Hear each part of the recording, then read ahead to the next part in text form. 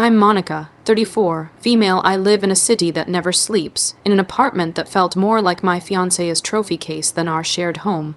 I'm a radiologic technologist, spending my days in the quiet, sterile hum of hospitals, finding fractures and anomalies hidden beneath the skin. My life was supposed to be a testament to hard work and quiet dedication, but it had recently become a stage for a drama I never auditioned for. The man I was going to marry, the man I loved, had a nasty habit of turning my profession into a punchline at lavish dinner parties. Before this story unfolds, I'd love to connect with you. Please let me know in the comments where you're watching from and what time it is in your corner of the world. It's amazing to see how far these stories can travel.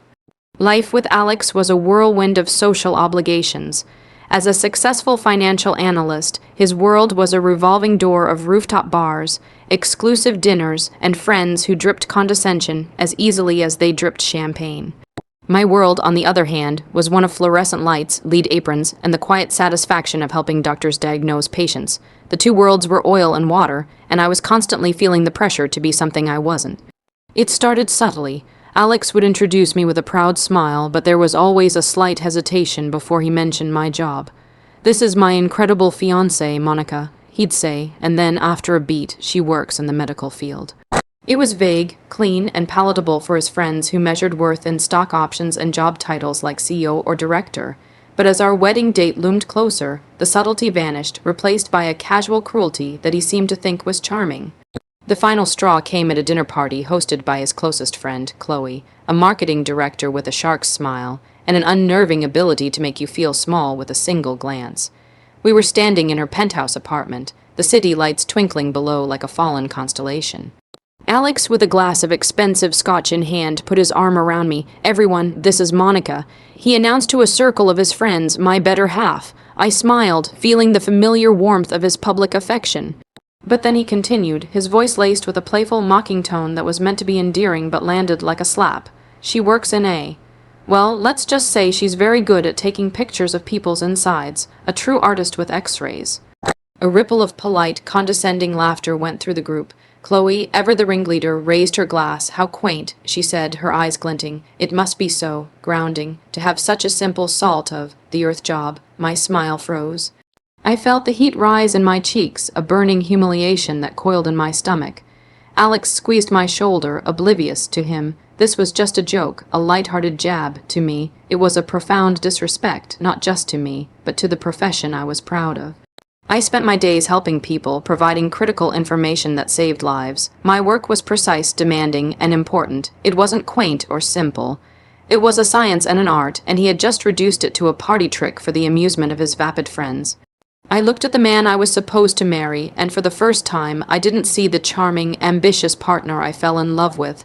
I saw a stranger who was ashamed of me. The ride home was silent. I was a storm of unspoken words, while Alex hummed along to some indie band on the radio, completely unaware of the tempest brewing beside him. When we got back to our apartment, I couldn't hold it in any longer. "Why did you do that, Alex?" I asked, my voice tight. "Do what?" He was already loosening his tie, his mind on unwinding. "You know what, the joke, about my job, about me being an artist with X-rays." He finally looked at me, a flicker of annoyance in his eyes. "Oh, come on, Monica. It was a joke. Don't be so sensitive. Chloe and the others loved it. I don't care if they loved it." I shot back. "I didn't. It was embarrassing. You belittled my work, Alex. You made me feel like I was something to be laughed at." He sighed, the classic, long-suffering sound that signaled he was done with the conversation. "You're overreacting. It's just a little fun. You need to learn to relax and not take everything so seriously. My world is different from yours. Sometimes you just have to play the part. Play the part." I was incredulous. The part of the simple-minded fiancé with the funny little job. "Is that how you see me?" "Of course not," he said, but his tone lacked conviction. He walked over and tried to pull me into a hug, but I stiffened. "Look, I'm sorry if it upset you. I won't do it again. Can we just drop it?" I wanted to believe him. I wanted to think it was a one-time mistake, a misjudgment fueled by expensive scotch and the need to perform for his friends. So I let him hug me, and I let the silence settle between us, but the seed of doubt had been planted, and it began to grow. A few weeks later, another incident occurred. Alex was on a conference call in his home office, the door slightly ajar. I was passing by on my way to the kitchen when I heard my name. I paused, knowing I shouldn't eavesdrop, but unable to resist. It was Chloe's voice on the speakerphone, sharp and clear. "Are you sure you want to go through with this?" she was saying. "The prenup is ironclad, I hope." "Of course it is," Alex replied, his voice low and conspiratorial. "My lawyer made sure of it, but it's not about that. Monica is stable. She's predictable. She's not like the women in our circle. There's no drama, no competition. It's comfortable." Comfortable sounds like a euphemism for boring, Alex. Chloe laughed. "Maybe." Alex conceded. "But it's safe. Besides, once we're married, she'll get used to our lifestyle. She'll adapt. She might even quit that dreary hospital job and focus on being my wife. That's the long-term plan anyway." My blood ran cold. He had never once mentioned wanting me to quit my job. We had talked about our future, our careers, and he had always claimed to support my passion for my work. Hearing him discuss my life as if it were a business strategy, a merger to be managed, was devastating. The long-term plan wasn't our plan, it was his. I was just a component, a safe and stable asset to be acquired. The gilded cage he was building for me suddenly felt very, very small. The conversation I overheard became a crack in the foundation of our relationship, and I started seeing the flaws everywhere. I began paying closer attention, not just to Alex, but to his interactions with his friends, especially Chloe.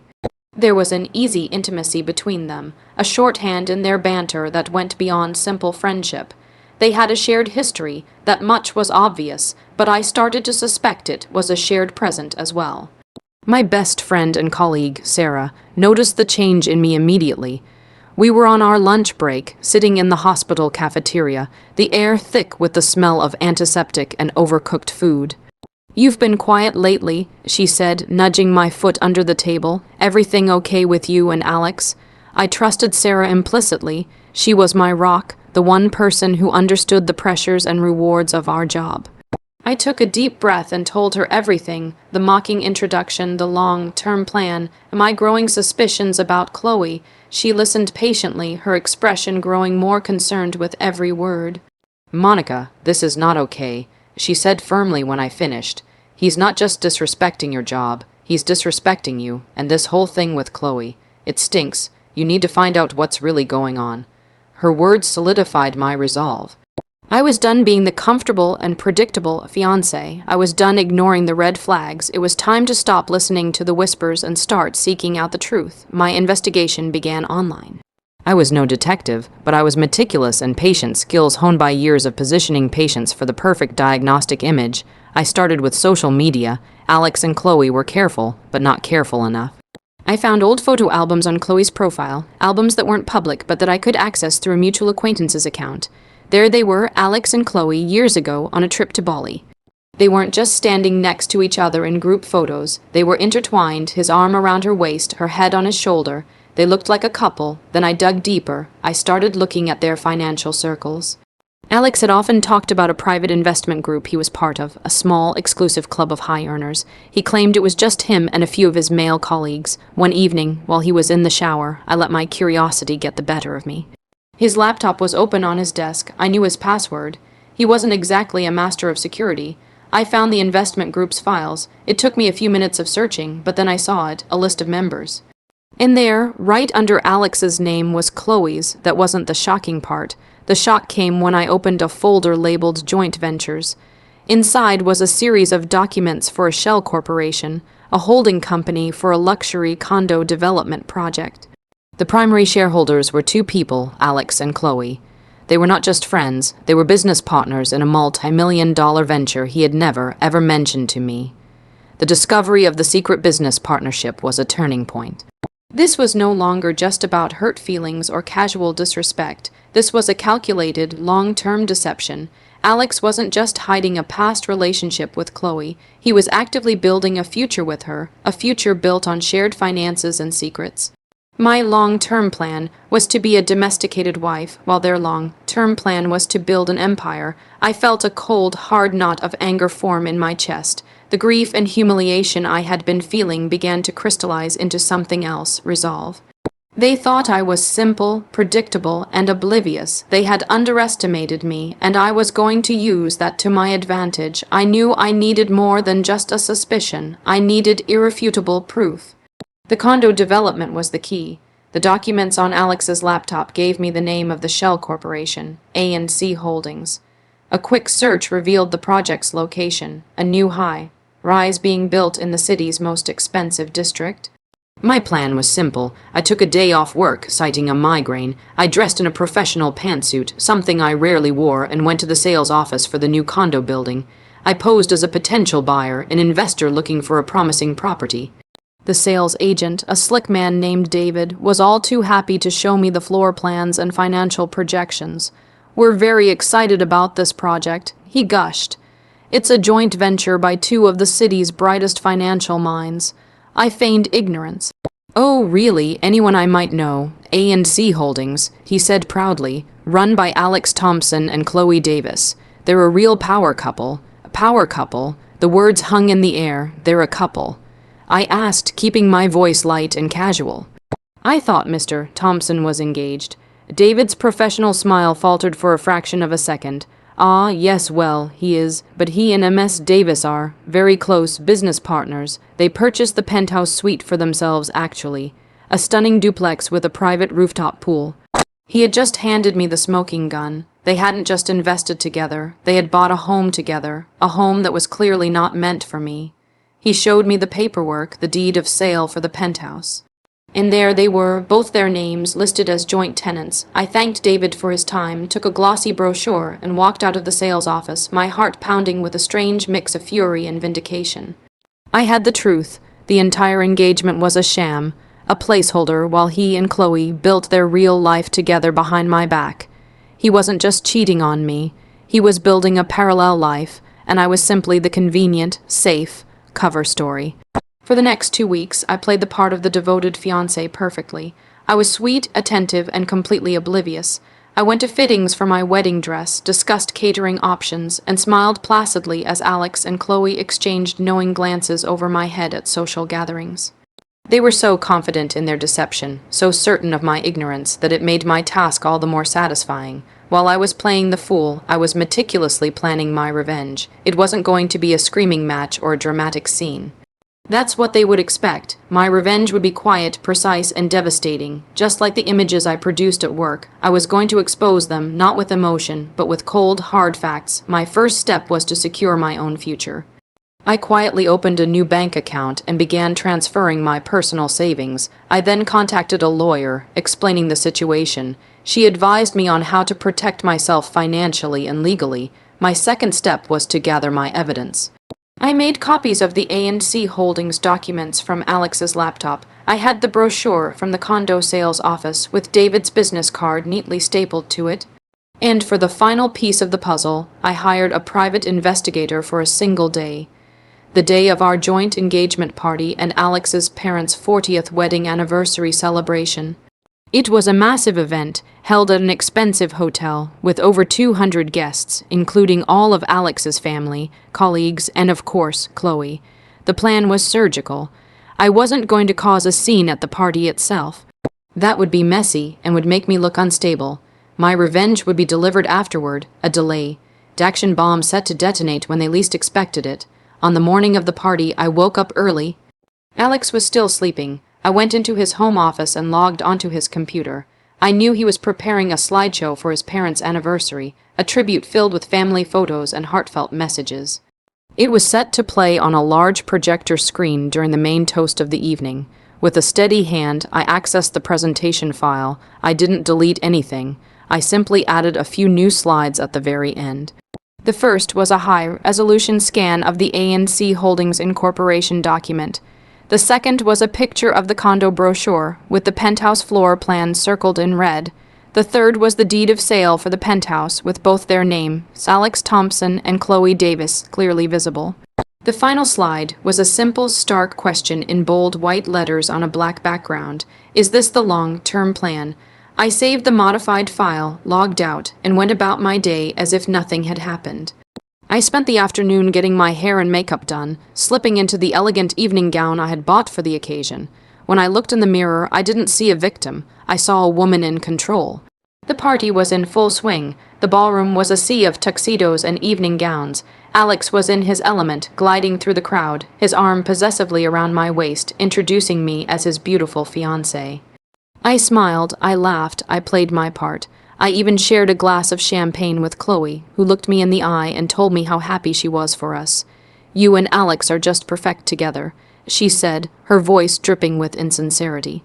"Thank you, Chloe," I replied, my smile never wavering. "That means so much to me." The moment came after dinner. Alex's father gave a touching speech, and then it was Alex's turn to give the toast and start the slideshow for his parents. He stood at the podium, beaming, and clicked the remote to begin the presentation. The screen lit up with photos of his parents' life together, their wedding, the birth of their children, family vacations. The music was soft, the mood sentimental. I watched Alex's face, a picture of pride and filial devotion. He had no idea what was coming. He reached the end of the planned slides. "To my wonderful parents," he said, his voice thick with emotion as he raised his glass. 40 years of love and partnership. You are my inspiration, and I can only hope that Monica and I can build a life as beautiful as yours." He clicked the remote one last time, expecting the presentation to end. But it didn't. The first of my slides appeared on the giant screen behind him. The ANC Holdings document. A murmur went through the crowd. Alex's smile faltered. He looked at the screen, then back at the remote in his hand, confused. He clicked it again. The condo brochure with the circled penthouse appeared. People started whispering. I saw Chloe's face go pale. Alex frantically clicked the remote again. The deed of sale, with his and Chloe's names in black and white, filled the screen. There was a collective gasp from the audience. Alex's father stood up, his face a mask of confusion and anger. Then came the final slide. Is this the long-term plan? The room was utterly silent. Alex stood frozen at the podium, his face ashen. He turned to look at me, his eyes wide with disbelief and dawning horror. I simply held his gaze, my expression calm and unreadable. I didn't need to say a word. The evidence was projected 10 feet high for everyone he knew and respected to see. I stood up, placed my napkin gently on the table, and picked up my clutch. I turned to his shocked parents. "I am so sorry to have this happen on your special night," I said, my voice clear and steady. "But I think you deserve to know the kind of man your son really is." Then, without a backward glance, I walked out of the ballroom, leaving behind the ruins of the life Alex and Chloe had so carefully constructed. The silence was broken by the sound of his father's booming voice. "Alex, what is the meaning of this?" I didn't stay to hear the answer. The aftermath was exactly as I had predicted, swift and brutal. My phone blew up with calls and texts from Alex, from his friends, even from his mother. I ignored them all. I stayed with Sarah for a few days, letting the storm pass. She told me what she had heard through the grapevine. The party had ended in chaos. Alex's father, a man who valued integrity above all else, was furious and deeply ashamed. The secret joint venture, which was apparently funded with a significant loan from his family's trust, was now under intense scrutiny. Alex's business reputation was in tatters. Many of his clients and partners were friends of his parents, and the public humiliation was unforgivable. Chloe fared no better. Her reputation as a shrewd and ruthless businesswoman was one thing, being exposed as a wrecker in such a spectacular fashion was another. Her own company launched an internal review as her actions reflected poorly on their brand. A week later, a moving company, which I had hired and paid for, arrived at the apartment and packed up all of my belongings. I had the movers leave the engagement ring on the empty coffee table in the living room, right next to the keys to the apartment. I never saw or spoke to Alex again. I found a new apartment on the other side of the city, a place that was smaller but felt more like home than the gilded cage I had shared with Alex. I focused on my work, finding solace in the quiet hum of the MRI machine and the intellectual challenge of my job. I was good at what I did, and for the first time in a long time, I felt genuinely proud of myself without needing anyone else's validation. Months later, I heard that Alex and Chloe had officially become a couple, but their victory was a hollow one. They had their penthouse, but they had lost the respect of their families and peers. Their power couple status had evaporated, leaving them isolated in their glass tower. I, on the other hand, was free. I had lost a fiancé, but I had regained myself. I learned that my strength wasn't in being stable or predictable for someone else, but in my own quiet competence and unwavering self-respect. My world wasn't as glamorous or as loud as Alex's, but it was real, it was honest, and it was mine. And as I watched the sunrise from my new window, I knew that this was a much better long-term plan.